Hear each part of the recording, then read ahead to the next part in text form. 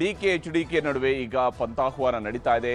ಬಿಡದಿಯ ಟೌನ್ಶಿಪ್ನ ಪರ ವಿರುದ್ಧದ ಹೋರಾಟ ಈಗ ತೀವ್ರಗೊಳ್ತಾ ಇರುವಂತಹ ಸಂದರ್ಭ ಇದು. ಯಾಕಂದರೆ ಬಿಡದಿಯಲ್ಲಿ ಟೌನ್ಶಿಪ್ ಮಾಡಲೇಬೇಕು ಅನ್ನೋಂಥದ್ದು ಶಿವಕುಮಾರ್ ಅವರ ಪ್ಲಾನ್. 2007ರಲ್ಲಿ ಈ ಯೋಜನೆಯನ್ನು ಸಿದ್ದರಾಮಯ್ಯನವರು ವಿರೋಧಿಸಿದ್ರು ಅನ್ನೋದರ ಬಗ್ಗೆ ದಾಖಲೆಗಳನ್ನು ಕುಮಾರಸ್ವಾಮಿಯವರು ಬಿಚ್ಚಿಟ್ಟಿದ್ದಾರೆ. ಆದರೆ ಅದಕ್ಕೆಲ್ಲ ಸಿಎಂ ಡಿ.ಕೆ. ಶಿವಕುಮಾರ್ ಅವರು ಕೇರ್ ಅಂತ ಇಲ್ಲ. ಏನಿದು, ಯಾವ ಕಾರಣಕ್ಕಾಗಿ ಈಗ ಕುಮಾರಸ್ವಾಮಿ ಅವರಿಗೆ ಅಂತಿಮವಾಗಿ ಈ ವಿಚಾರಕ್ಕೆ ಸಂಬಂಧಪಟ್ಟಂತೆ ಸಿದ್ದರಾಮಯ್ಯನವರ ಮಾತುಗಳನ್ನು ಎಳೆದು ತಂದಿದ್ದಾರೆ. ಹಾಗಾದರೆ ಅವತ್ತು ಸಿದ್ದರಾಮಯ್ಯನವರು ಹೇಳಿದ್ದೇನು, ಯಾವ ವಿಚಾರವನ್ನು ಇಲ್ಲಿ ಕುಮಾರಸ್ವಾಮಿ ಅವರು ಪ್ರಸ್ತಾಪಿಸ್ತಾ ಇದ್ದಾರೆ ಅನ್ನೋದನ್ನು ಗಮನಿಸಬೇಕು. ಮತ್ತೊಂದು ಹಂತವನ್ನು ಈಗಾಗಲೇ ಬಿಡದಿಯ ಟೌನ್ಶಿಪ್ ಸಂಘರ್ಷ ತಲುಪಿದೆ. ವಿಶೇಷವಾಗಿ 2007ರಲ್ಲಿ ಯೋಜನೆಗೆ ಸಿದ್ದರಾಮಯ್ಯನವರು ತೀವ್ರ ವಿರೋಧವನ್ನು ವ್ಯಕ್ತಪಡಿಸಿದ್ರು ಅನ್ನುವಂಥದ್ದು ಕುಮಾರಸ್ವಾಮಿ ಅವರು ಹೇಳ್ತಾ ಇರುವಂತಹ ಮಾತು. ಇದು ದಾಖಲೆಗಳಲ್ಲಿರುವಂತಹ ಅಂಶ, ವಿಧಾನಸಭೆಯ ದಾಖಲೆಗಳಲ್ಲಿ ಇರುವಂತಹ ಅಂಶ. ಜುಲೈ ತಿಂಗಳಿನಲ್ಲಿ ವಿಧಾನಸಭೆ ಕಲಾಪದಲ್ಲಿ ಇದರ ಬಗ್ಗೆ ಸುದೀರ್ಘವಾದಂತಹ ಚರ್ಚೆ ನಡೆದಿತ್ತು. ಅವತ್ತು ಕುಮಾರಸ್ವಾಮಿ ಅವರು ಬಿಡದಿ ಸೇರಿದಂತೆ ರಾಜ್ಯದ ಬೇರೆ ಬೇರೆ ಬೆಂಗಳೂರು ಸುತ್ತಮುತ್ತಲಿನ, ಅದು ನಂದಗುಡಿ ಟೌನ್ಶಿಪ್ ಇರ್ಬೋದು, ಸಾತ್ನೂರು ಟೌನ್ಶಿಪ್ ಇರ್ಬೋದು, ಈ ರೀತಿ ಅಂತ ನಂದಗುಡಿಯಲ್ಲಿ SEZ ಮಾಡಬೇಕು ಅಂತ ಹೊರಟಿದ್ದಿರ್ಬೋದು, ಇವೆಲ್ಲವೂ ಕೂಡ ಆಗಿತ್ತು. ಅವತ್ತು ಟೌನ್ಶಿಪ್ ವಿರೋಧಿಸಿ ಸಿದ್ದರಾಮಯ್ಯನವರು ಭಾಷಣವನ್ನ ಮಾಡಿದ್ರು ಶಾಸನ ಸಭೆಯೊಳಗೆ. ಮಲ್ಲಿಕಾರ್ಜುನ ಖರ್ಗೆ, ಧರ್ಮಸಿಂಗ್ ಅವರಿಬ್ಬರು ಕೂಡ ಅವತ್ತು ವಿಧಾನಸಭೆಯ ಸದಸ್ಯರುಗಳು. ಮಲ್ಲಿಕಾರ್ಜುನ ಖರ್ಗೆ ಅವರು ಅವತ್ತಿದ್ರು, ಧರ್ಮಸಿಂಗ್ ಅವರು ವಿರೋಧ ಪಕ್ಷದ ನಾಯಕರಿದ್ರು.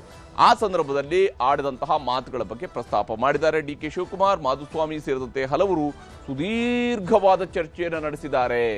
ವಿಶೇಷವಾಗಿ ನಿಯಮ 69ರ ಅಡಿಯಲ್ಲಿ SEZ ಕಾಯ್ದೆ ಸಂಬಂಧ ಚರ್ಚೆ ನಡೆದಿತ್ತು ಅನ್ನುವಂಥದ್ದನ್ನು ಕುಮಾರಸ್ವಾಮಿ ಅವರು ಇವತ್ತು ಪ್ರಸ್ತಾಪಿಸಿದ್ದಾರೆ. ನಾನೇನೋ ಪಿತಾಮಹ ಅಂತ ಹೇಳ್ತಾರೆ ಈ ಪ್ರಾಜೆಕ್ಟ್ನ ವಿಷಯದಲ್ಲಿ. ನಾನು ಅದನ್ನು ಒಪ್ಕೊಂಡಿದ್ದೇನೆ, ಇದಕ್ಕೆ ಚಾಲನೆ ಕೊಟ್ಟವನು ನಾನೇ ಅಂತಕ್ಕಂಥದ್ದನ್ನು ಹೇಳಿದ್ದೇನೆ. 5 ಟೌನ್ಶಿಪ್ಗಳನ್ನು ಪ್ರಾರಂಭ ಮಾಡ್ತಕ್ಕಂಥ ನಿಟ್ಟಿನಲ್ಲಿ ತೀರ್ಮಾನ ಪ್ರಾರಂಭಿಕ ಹಂತ ಮಾಡಿದ್ದು ನಾನೇ ಅಂತಕ್ಕಂಥದ್ದು ಭಾಳ ಸ್ಪಷ್ಟವಾಗಿ ಹೇಳಿದ್ದೇನೆ.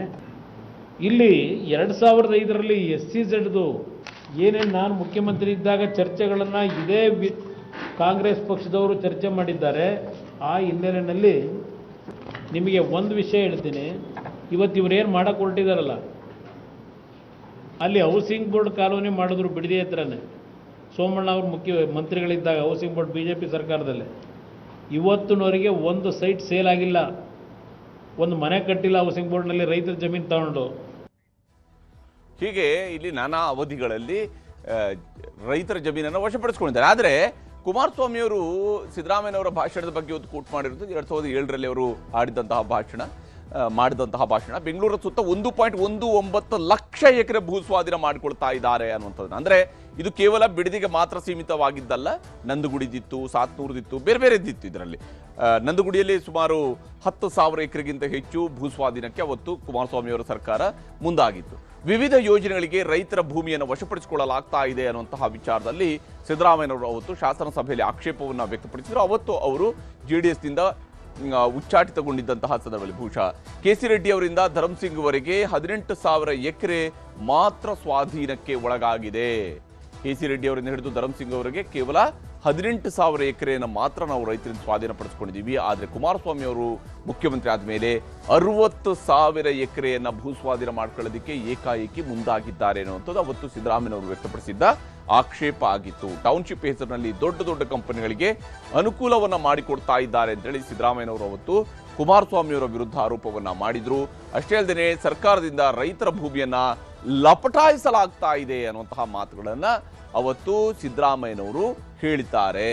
ಮತ್ತು ಯಾವುದೇ ಕಾರಣಕ್ಕೂ ಅಧಿಕಾರಿಗಳು ಇದಕ್ಕೂ ಮನ್ನಣೆ ಕೊಡಬಾರದು ಅನ್ನುವಂತಹ ಆಗ್ರಹವನ್ನ ಶಾಸನ ಸಭೆಯಲ್ಲಿ ನಿಂತು ಸಿದ್ದರಾಮಯ್ಯನವರು ಮಾಡಿದಂತಹ ಭಾಷಣದಲ್ಲಿ ಹೇಳ್ತಾರೆ. 2007ರಲ್ಲಿ, ಅಂದರೆ ಆವಾಗ ಅವರು ಕಾಂಗ್ರೆಸ್ನಿಂದ ಶಾಸಕರಾಗಿ, ಬೈ ಎಲೆಕ್ಷನ್ ನಂತರ ಕಾಂಗ್ರೆಸ್ನಿಂದ ಶಾಸಕರಾಗಿ ಆಯ್ಕೆಯಾಗಿ ಬಂದಿರ್ತಾರೆ. ಆ ಸಂದರ್ಭದಲ್ಲಿ ಅವರು ಮಾಡಿದಂತಹ ಭಾಷಣದಲ್ಲಿ ಈ ವಿಚಾರಗಳ ಉಲ್ಲೇಖವನ್ನ ಸಿದ್ದರಾಮಯ್ಯನವರು ಮಾಡಿದ್ರು ಅಂತ ಹೇಳಿ. ಆದರೆ ಸಿದ್ದರಾಮಯ್ಯನವರು ತನ್ನ ಈ ಭಾಷಣದಲ್ಲಿ ಹೇಳಿರುವಂತಹ ವಿಚಾರಗಳು 2007ರಲ್ಲಿ. ಇವತ್ತು ಕುಮಾರಸ್ವಾಮಿ ಅವರು ಈ ವಿಚಾರಗಳನ್ನು ಪ್ರಸ್ತಾಪ ಮಾಡಿ ಶಿವಕುಮಾರ್ ಅವರ ವಿರುದ್ಧ ಆಡಿದಂತಹ ಮಾತು, ಅಂದು ಕುಮಾರಸ್ವಾಮಿ ಅವರು ಕೊಟ್ಟಿದ್ದಂತಹ ಉತ್ತರ ಏನಿತ್ತು ಅನ್ನೋದನ್ನು ಗಮನಿಸಬೇಕು. 2007 ಆಗಸ್ಟ್ 1ರಂದು ಸದನಕ್ಕೆ ಕುಮಾರಸ್ವಾಮಿ ಅವರು ಉತ್ತರವನ್ನು ಕೊಡ್ತಾರೆ. ಅವರು ಕೊಟ್ಟಂತಹ ಉತ್ತರದ ಪ್ರಕಾರ 23/9/2006ರಂದು ಇಂಟಿಗ್ರೇಟೆಡ್ ಟೌನ್ಶಿಪ್ ಬಗ್ಗೆ ನಾನು ತೀರ್ಮಾನವನ್ನು ಕೈಗೊಂಡಿದ್ದೆ. ಸೆಪ್ಟೆಂಬರ್ 23ಕ್ಕೆ, ಅಕ್ಟೋಬರ್ 18ಕ್ಕೆ 5 ಟೌನ್ಶಿಪ್ ಸಮಗ್ರ ಉಪನಗರಿಯ ಅಧಿಸೂಚನೆಯನ್ನು ಹೊರಡಿಸಲಾಗುತ್ತೆ. ಸಮಗ್ರ ಉಪನಗರಿ ಅಧಿಸೂಚನೆ ನವೆಂಬರ್ 29, 2006ರಲ್ಲಿ ಅನುಮತಿ ಇಲ್ಲದೆ ಕೆಲಸ ಆರಂಭಿಸಿದಂತೆ ಆದೇಶವನ್ನು ಅವತ್ತಿನ ಸರ್ಕಾರ ಹೊರಡಿಸುತ್ತೆ.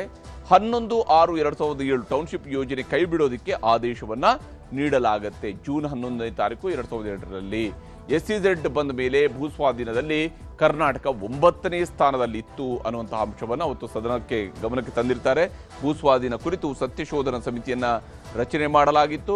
ಅಷ್ಟೇ ಅಲ್ಲದೆ ಆದರೆ ಸದನ ಸಮಿತಿ ವರದಿಯಲ್ಲಿ ಇದೆಲ್ಲ ಸುಳ್ಳು ಅನ್ನುವಂಥದ್ದು ಸಾಬೀತಾಗಿತ್ತು ಅನ್ನುವಂತಹ ಅಂಶವನ್ನ ಅವರು ಉಲ್ಲೇಖ ಮಾಡ್ತಾರೆ ಸದನಕ್ಕೆ ಕೊಟ್ಟಂತಹ ಉತ್ತರದಲ್ಲಿ. ಆದರೆ ಈ ವಿಚಾರಕ್ಕೆ ಸಂಬಂಧಪಟ್ಟಂತೆ ಈಗಲೂ ಕೂಡ ಪ್ರತಿ ಮಾತುಗಳು ಮುಂದುವರೆದಿದ್ದಾವೆ. ಕುಮಾರಸ್ವಾಮಿ ಅವರು ಏನು ಹೇಳಿದ್ದಾರೆ, ಅದಕ್ಕೆ ಶಿವಕುಮಾರ್ ಅವರು ಏನು ಹೇಳಿದ್ದಾರೆ ಅನ್ನೋದನ್ನು ಕೂಡ ನಿಮಗೆ ತೋರಿಸ್ತೀನಿ. ಬೇರೆ ಎಲ್ಲ ಮಾಡ್ತೀವಿ ಅಂತ ಬನ್ನಿ ಬೈರಮಂಗಲಕ್ಕೆ ಹೋಗೋಣ. ನಿಜಕ್ಕೂ ರೈತರು ಒಪ್ಪಿದ್ದಾರ ಇಲ್ಲಿ? ಮಾಡಬಾರದು ಮಾಡಿದ್ದೀರಿ. ಅದೇನು MLA ಹೋಗ್ಬಿಟ್ಟು ಚೆಕ್ ಕೊಡೋದು ಉಂಟಾ? ಇದ್ಯಾವಾಲಿಂದ ಈ ಹೊಸ ಕಾನೂನು ತಂದ್ರಿ?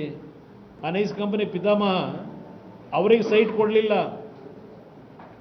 ಈಗ ಹೊಸಕೆರೆಯಲ್ಲಿ ಹತ್ರ ಬತ್ತಾವರ ಬೃಹತ್ ಕಟ್ಟಡ ಅದು ಯಾವ ಹೆಸರಿನಲ್ಲಿ, ಶೋಭಾ ಹೆಸರಿನಲ್ಲಿ ಡಿನೋಟಿಫಿಕೇಶನ್ ಮಾಡಿಸ್ಕೊಂಡು ಇದೇ ನೈಸ್ ಕಂಪ್ನಿ ಕೆಣಿ ಹತ್ರ NOC ತಗೊಂಡಿದ್ದೀರಲ್ಲಪ್ಪ, ಯಾರ ಹೆಸರಿಗೆ ತಗೊಂಡ್ರಿ? ನಾನೇನು ಮಾತಾಡೋದಿಲ್ಲ, ಕರ್ನಾಟಕ ಬರಲಿಲ್ಲ, ಅಸೆಂಬ್ಲಿ ಇದೆ, ಅವರು ಅನುಭವಿ ರಾಜಕಾರಣಿಗಳ ಹತ್ರ ಮಾತಾಡಿಸ್ಲಿ, ಉತ್ತರ ಕೊಡೋಣ. ಕೆಲವೊಂದಿಷ್ಟು ದಾಖಲೆಗಳು ಬಿಡುಗಡೆ ಮಾಡಿದ್ದಾರೆ sir. I wish them all the best. 400 ಜನ ಅಬ್ಜೆಕ್ಟ್. ಹೀಗೆ ಇಲ್ಲಿ ಪಂಥಾಹ್ವಾನಗಳು ನಡೀತಾ ಇದ್ದಾವೆ. ಆದರೆ ಅಂತಿಮವಾಗಿ ರೈತರ ವಿರೋಧವನ್ನ ಸರ್ಕಾರ ಹೇಗೆ ನಿಭಾಯಿಸುತ್ತೆ ಮತ್ತು ಪ್ರತಿಪಕ್ಷಗಳವರು ಹೇಗೆ ಇದನ್ನು ಉಪಯೋಗಿಸಿಕೊಳ್ತಾರೆ, ಇವೆರಡನ್ನೂ ಕೂಡ ನೋಡಬೇಕಾಗಿದೆ.